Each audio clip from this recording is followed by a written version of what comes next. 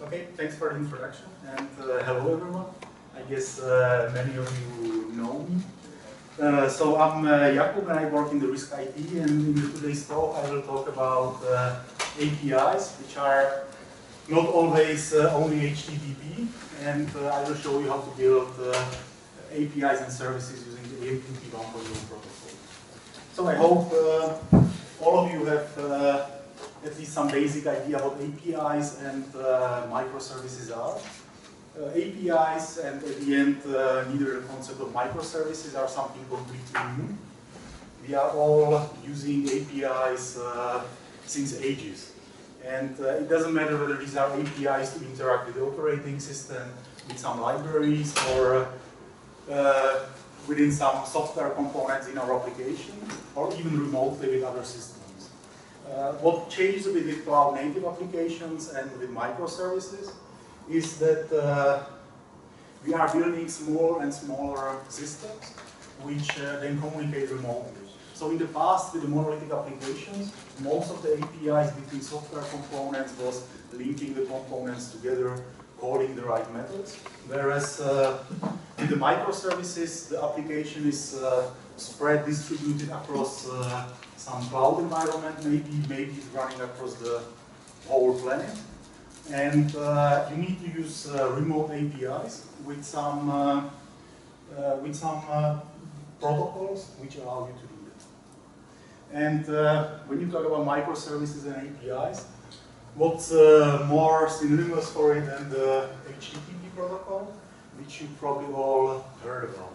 It's a really great protocol, it's lightweight, it's easy to use, and it's really beautiful and it's supported almost everywhere, so it doesn't matter what platform you have, whether it's PC, smartphone, TV, whether it's smart fridge from Samsung or LG. It doesn't matter what operating system it runs, almost all of them support HTTP, and it doesn't really matter what programming language or what framework are you using. They again all support HTTP. The protocol is great, it's nicely scalable. If you want, you can secure it very nicely with encryption, authentication, authorization. And you can use it on a worldwide scale. So you can use it really across the whole world, and you can use it across organizational boundaries. I think this is really underrated aspect of the protocol, and at the end it's not really HTTP on its own, which makes this possible only, but it's also the things like DNS and so on. But it really allows you to, from here, where we are connected into the Deutsche Boerse network in Eschborn, to talk with some Google or Amazon API running somewhere on the West Coast in Google's, on the US West Coast in Google's data center. And it works really seamlessly, and you really don't care whether the API is running on the server sitting under your table or somewhere on the other end of the world. So if HTTP is so great, why the hell are you all sitting here and talking about AMQP APIs, right? Well, it's great, but there are some problems as well. First, there is very limited number of communication patterns which you can get out of HTTP. All it does is basically synchronous request-response. You send some request, you get back some response, period. It doesn't do stuff, for example, like push communication from the server to the clients. Often, although HTTP itself supports many different encoding protocols for the data, it's often used with the JSON data format. And let's face it, that's a terrible format, which is basically unreadable for humans and basically unreadable for machines. And yes, you can argument that something like XML is even worse, but that doesn't make JSON a good format.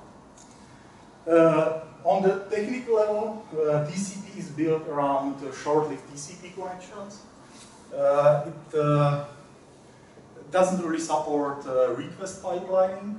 So when you send one request over a connection, you have to wait for a response, only then you can send another request. The communication is really synchronous, and there are no primitives to build some flow control. So these are some of the problems which you can face with HTTP. So now the slides start where I should start selling the AMQP protocol, right?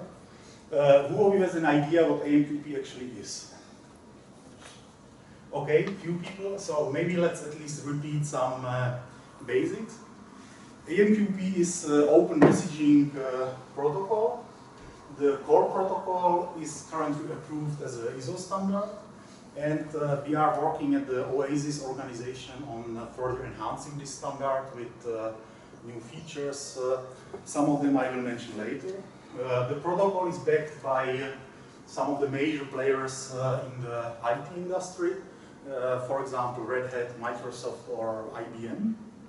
And it is not only, although the protocol originated in the finance industry, it's not really used anymore in the finance industry only, but especially if you look, for example, at someone like Microsoft, most of the IoT world today is powered by AMQP.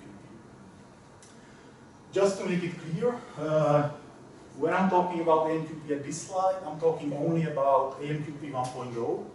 I'm not talking about the older versions of the protocol, which were very different and which have many different limitations. So AMQP is designed as a symmetric protocol. That means that all the parties in the communication, they are equal. There's no messaging broker which has to support some queues, exchanges, or bindings, as it was in the older versions of the protocol. And it simply defines how to transfer a message from one side to the other side. And this simplifies the protocol a lot and opens many new possibilities and many new use cases. In the AMQP terminology, you have always something what's called container. You can imagine it, it has nothing to do with Docker containers and stuff like this. You can simply imagine it as your AMQP client, as your application. And these containers, they connect with each other using a TCP connection. On top of this connection, they open one or more sessions. And then on top of these sessions, they have channels between different nodes which exist within these containers. The nodes can be at either producer nodes or receiver nodes. And the messages then flow from the producer node to the receiver node between these two containers. So what are the advantages of AMQP? Some of these are pretty much similar to what I mentioned about HTTP. It is supported on many different platforms and many operating systems and programming languages. Although, let's face it, the support is probably not as great as with HTTP, but most of the stuff in Dutch, you can get AMQP working there as well. It again offers scalability, it can offer security, it can work on a borderline scale, and at the OASIS organization we are working on some additional enhancements to the standard to make this work across, especially the organizational boundaries, really easy and really standardized, so that it's really easy to talk, for example, between Deutsche Boerse and between the systems of, I don't know, JP Morgan, which can be completely different, but we still need these systems to be able to understand each other. Now, there's a lot of advantages which are, let's say, on top of what HTTP can offer you. So you can get different reliability modes. So you can decide whether you want to use at most once delivery, at least once delivery, or you can even have exactly once delivery if you want. You get a great support for different encoding times. So AMQP has its own data encoding if you want to use it, but you can use pretty much everything what's outside. You can use Google protocol buffers, you can use Avro. At the end, if you want, you can even use the JSON I mentioned before. It supports long-lived connections, and with long-lived connections, I mean really hours, days, whatever you decide that you want to have. As long as your network is stable enough, the connection can survive. The communication there is really asynchronous. So if I go back to the previous slide, there you see these red channels through which the messages flow. These are always independent. So you have one channel in one direction and other channel in the other direction. And the communication there is really asynchronous and completely independent. You get also great support for flow control and message pipelining. And what I think is really most important, you get support for many different communication patterns. And some of these I will mention in one of the next slides. Well, to be honest, even AMQP is not perfect. You get a lot of additional features compared to something like HTTP, but you pay some price for it. So it's definitely something that's more complex than HTTP. It's not as easy to use probably, and it takes a longer time to learn and to really master it. As I said, we are working on some additional enhancements, but some of these are still work in progress. So some clients already implemented the drafts which we have. Some implementations don't support them yet. So this is definitely weakness as well. And I already mentioned that the support in the different frameworks and programming languages. Also, you can usually get it run in every possible programming language. The support there will be probably not as first class as HTTP support. So I mentioned the communication patterns. And I think this is really important because if your application matches one of these communication patterns, then it can really save you a lot of effort in implementing the API and implementing the application. So let's start with something like request response. I already mentioned that HTTP all it does is request response. So how is this different in AMQP compared to HTTP? The main difference is that it's fully asynchronous. So it's only up to you whether you want to send a response within seconds or maybe only the next day when something is really processed in the system which is processing the request. You can also decide that maybe one response is not enough. Maybe you want to send several responses. Even that's possible. And you can also combine it with basically all of these other patterns. So you can really combine the power of several of them. Another pattern which I will mention is queuing.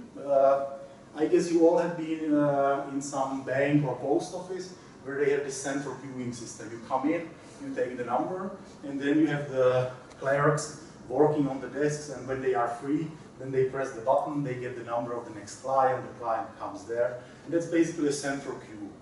It makes sure that the processing of the people coming there is really fair, it's really effective and efficient. Now, compare it to your experience in the supermarket, where we have 20 different cash desks open, and whichever cash desk you stand in, the queue there is always the one which takes most time compared to all the others, right? So, what the queuing pattern allows is that you can get the messages into a queue, and you can let some workers or the receivers really pull the messages from the queue on their own pace. And it makes sure that the tasks are really well distributed among the workers. That's especially important if you have very different types of tasks. Maybe some message needs the application to do something that takes 15 minutes to complete, but maybe other tasks takes the application a few milliseconds. And this way you can really make sure that the one which gets the short task gets many short tasks, and the one which gets the long task is working on the long task. Okay, some nice notification. So that's queuing. One of the other features it provides is that you can decouple the sender and receiver. So when the messages are queued in the queue, the workers don't necessarily have to be there to pick up the tasks. Also, if you compare it to the post office or bank, you probably won't be that happy if you are standing in the queue and nobody's working there in the bank. Another interesting pattern is multicast. It allows you to send a message once and deliver many times to many clients. But not only that, you can push the messages really from the server to the client. So if you are a customer looking at some application, this is really great because when there is an update, it is immediately delivered to you. And the client doesn't need to do any polling, and you don't have to wait for 1 minute to see some refresh of some numbers in some application. It's really, when it's done, it's delivered to you. And last but not least, I will mention the competing consumers pattern, which is great for scalability and load balancing. It basically delivers the messages to different consumers which compete with each other to get the message. So that was the theory. I hope you are now ready for something a bit more practical. So who is a football fan? Okay, what's your favorite team? My favorite team is Aston Villa in England, and for a demo we will use some simple live score service. So what does such service do? This service manages some list of football games. You can update the score of these games, and then when you are a user of this service, you can get the list of games and the latest scores. It's not completely artificial service, so there are many services like this which actually work, and you can use them on your iPhones or Android phones. Only they are usually a bit more sophisticated than what I will show you here. But we will use this as an example. So it's a service which has basically three main functions. Add a new game, set a score for a game which already exists, and then see the games and the scores. So how do you implement it with HTTP? You would probably have some REST API which will have one endpoint. In my case it's called /API/v1.0/score. And when the client calls a get HTTP method on this URL, he will get a list of games and the scores. When you call a post method, you will create a new game. And when you call a put method, which basically updates the record, you will set a new score for existing game. So you are actually doing REST via AMQP? No, this is actually really an HTTP example. Yeah? To see how it compares and how different. Well, that's actually, in fact, the REST. Yeah. So on the client, this will be very easy to implement. The only kind of problem there is, if you want to keep it simple, how do you get the updated scores? So there's no real working push mechanism for HTTP. So what will your browser do? It will probably refresh every minute or something like that. Get the list of the games and the scores, then see what changed, maybe give you some notification, maybe highlight some changes. Well, actually, the mechanism you're using with HTTP is so-called webhooks. There are many mechanisms, but at the end, when you use these, they are not that easy anymore. Right. I mean, but if you use it for an API, webhooks is probably the technology you're using. You see this often in platforms like GitHub or stuff like this. I would say there are many things. If you look, for example, at Slack, that's using WebSockets. Slack uses WebSockets, of course, yeah. It's really isn't really standardized anymore. It isn't really cross-compatible anymore. It's not that easy anymore, I would say. So, I actually implemented this service as I described it. I will try to zoom it up a bit so that you can see the code. So I used something what's called vert.x. That's a reactive toolkit which is written in Java. And it has kind of first-class support for REST APIs. So what I do here is I create something what's called HTTP router, where I specify all the different URLs which I want to have, and the handlers which will actually handle the HTTP calls when I receive them. So this is the get call and the handler for getting the scores. This is the post call and the handler for adding new games, and the put call for setting the score. And then I simply create an HTTP server. I link it here with the router, and that's all I have to do. I have to, of course, write the handlers. So the handlers, they always receive the request. So, for example, this is the handler for adding a new game. So they receive a request, they read the request data from it. Then they call this score service is some separate class which pretty much just stores the results and the games. And this simply calls some add-game function, but this is not really anymore part of the API itself. This is just some Java code handling the games. And if it was successful, we return back 201. When it was not successful, we return 400 and maybe some nice error message. So that's really simple, right? If you know this vert.x toolkit as I know it, then you can write it pretty much within a few minutes. So now, how could we do it with AMQP? With AMQP, so with HTTP, you usually use the REST APIs because, well, that's normally what everyone does there, so let's follow what the others are doing. With AMQP, you have a bit more freedom. You can actually use kind of REST-style API as well, but maybe you can use also CRUD API, so create, read, update, delete. Or maybe, as in my case, we will be using more RPC-style API. And AMQP gives you a very nice possibility to actually push the updates from the server to the client. So whenever the score is updated or a new game is added, we can automatically kind of broadcast the update to all the connected clients. And you can actually do that even into the browser by using WebSockets. AMQP has a standardized mapping against the WebSockets. And that makes it really easy to use AMQP even directly from the browser from JavaScript. Okay, but how do you build an AMQP server when it's not part of your language or part of the framework which you are using? And just for the record, AMQP server doesn't necessarily mean messaging broker. That's what I tried to explain before. With AMQP 1.0, you don't need to have a messaging broker, you don't need to have queues, anything. You can have just a server which does the encoding or decoding of the AMQP protocol and which handles all these network I/O to support multiple simultaneous connections from different clients. And then you probably have to deal with some security, so some encryption, authentication, authorization, and stuff like that. Well, if you have to write all this on your own, it's actually quite complicated. Luckily, we have something what's called Apache Qpid Proton. It's a library which provides some of the basic elements to let you write or integrate AMQP into your existing applications.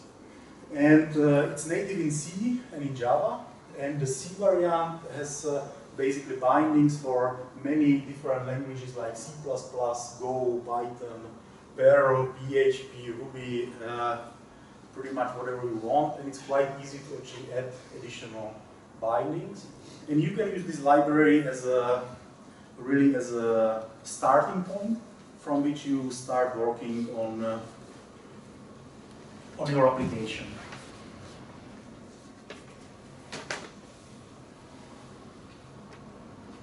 I actually didn't have this demo originally prepared, but then yesterday in between the talks, I wrote a simple demo. And I will increase the font again. Hope everyone can see it.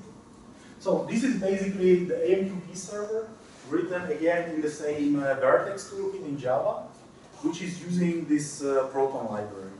And just remember how few lines of the code did the HTTP server, and just in this part, which is just some basic functionality, without really authorization and authentication and so on, that's just 200 lines of code. And to write this, you will need to have some knowledge about the insides of the AMQP protocol. So on the beginning, I just start some Proton server, where I say this should listen on the port 5672, which is the standard AMQP port. And then I have to write a different handler. So this is the actual handler when I receive some connection request from outside. So first, I have to set some handlers for some further actions which happen on this connection. Then I actually have to open the connection. And the same needs to be done for all the things in the AMQP protocol. So when a session is open, I have to handle that the session is really opened on my side. When the receiver is received, that's for example here, I need to first check from which address does the receiver want to receive the messages. And I have to decide, okay, do I support this address? If yes, then well, maybe I open the receiver then and set some handler when messages are received through this receiver. and if the address was wrong, I have to set some error and then make sure that this error is propagated back to the client, and stuff like this you have to do basically for all aspects of the protocol. So this is really not that easy, and I guess you would agree that what we had before with HTTP was probably, from the developer side at least, easier to write. So let's see how it actually runs.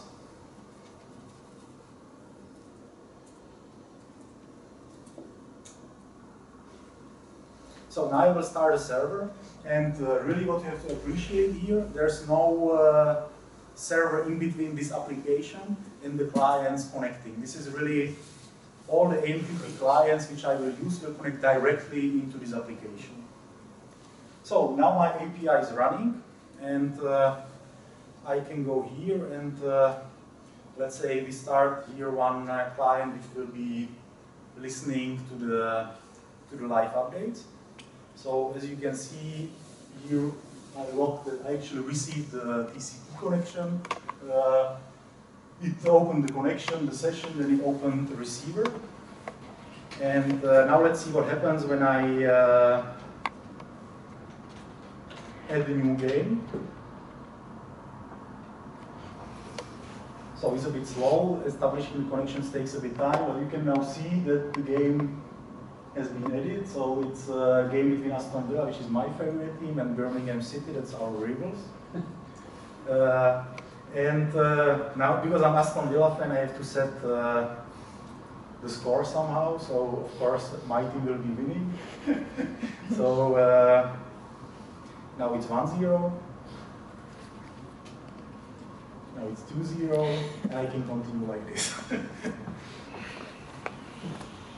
So this was an example of how you can implement this directly from your application, how you can really write the API inside this application.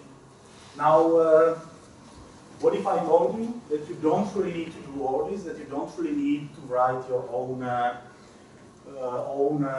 AMQP server to make all this happen? What if I told you that you can really use just the AMQP client, which you would use normally, and still create an AMQP API? So one of the things which the AMQP 1.0 enabled is a concept of routers. The routers, they don't really take ownership of the messages. They just receive the messages from one client. Based on some defined routing rules, they pass it to another client. And only when this other client acknowledges the message, so says, okay, I received it, I'm confirming it, then this settlement, this acknowledgement is basically passed back to the original client. But in no point in time, the message actually belongs to the router itself. So that's kind of the main difference between the traditional messaging broker, which will take the message, store it somewhere, confirm it to the sender, and only then pass it to the receiver. And the router, which really just does intelligent routing.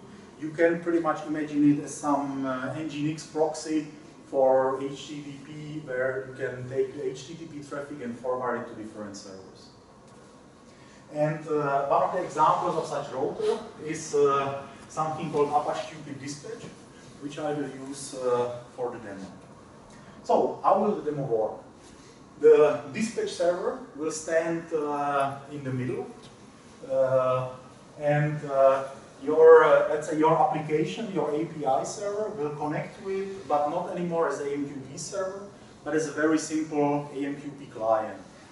And in the code, which I will show you in a minute, I will actually use the regular JMS client to do the connection and handle the API calls.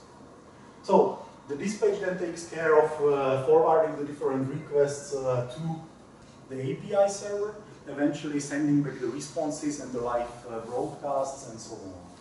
And what's really important is that the dispatch router takes off all the things which you have to do the complicated I/O handling, which is really easy when you have just 10 connections maybe in parallel. But if we are talking about thousands or hundreds of thousands of connections, it's really great that someone else did the work for you and it works. It also kind of can offload all the security stuff. So all the authentication and authorization can be done on the dispatch router, and you don't have to do anything about it on in your application. So let's have a look at the demo. So let's start the dispatch router. And additionally, I will use another, so I'm starting as a Docker container. Additionally, I start another Docker container which will create the WebSocket bridge so that I can show you how it works from the browser. Then here I have the actual API service which will be handling the calls. And if you look at what the code does, it's really very simple Java code. This is just some login configuration. Here I configure the JMS client, which is completely regular AMQP enabled JMS client. So I say, okay, you should connect to the dispatch router on this address. Here I actually use already the security, so I say this is the username and this is the password.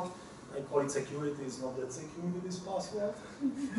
And then I set the actual addresses which the application should use. So it's get score, set score, add game. And then as a consumer for this application, and then the live score is where this application will push the broadcast with the live updates when the score changes. And then based on these, I create only very simple message consumers or message producers, and use the on-message listeners, which are basically triggered whenever a request is received, and they handle the request. So they add the games to the list, they update the scores, and so on. So let's see how it runs. So I will now start the service.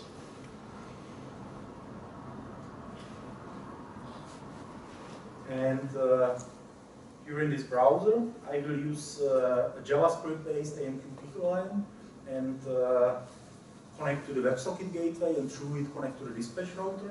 I can show you the source code of this.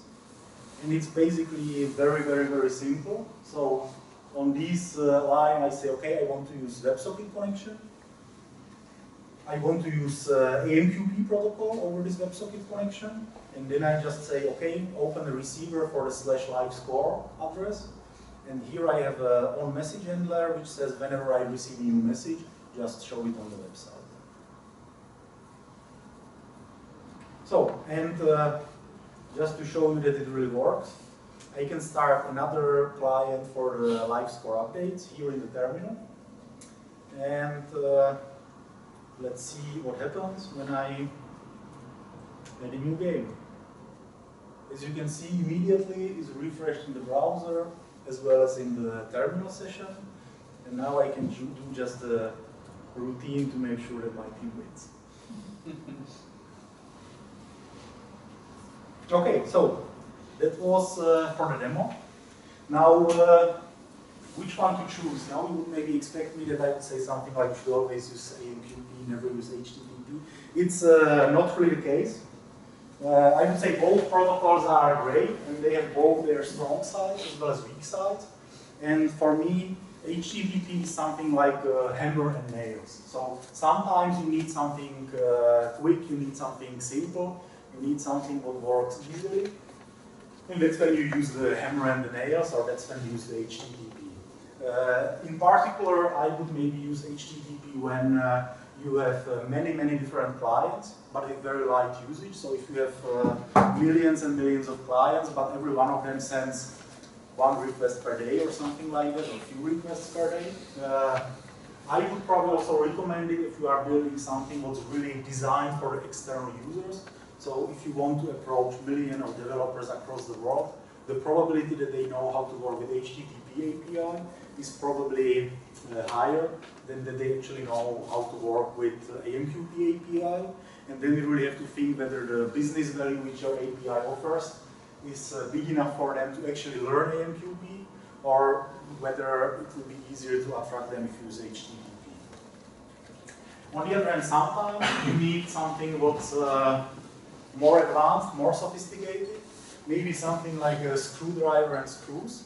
And That's especially when you can use, make good use of some of the more advanced communication patterns, or also the different technical designs of the protocols make AMQP much stronger than HTTP when you have really just a small amount of clients, but which are generating really heavy and steady traffic. And at the end, there are more protocols which you can use. So in the RISC, another protocol which we are using is something called gRPC, which is coming from Google, and it's based around Google protocol buffers and HTTP2. But that has then some other issues like not working properly in browsers and so on. So you really have to make some careful considerations and before you make the decision.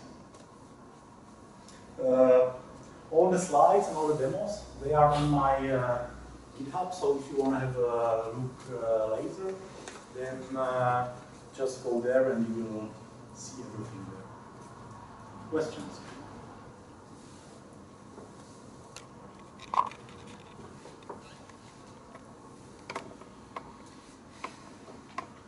So we are in the company currently using some other versions of the AMQP. Do you have any suggestions what to focus on when we would like to move from the older version to the AMQP 1.0? So depends which part of the company are we talking about. So I know probably which one you are talking about.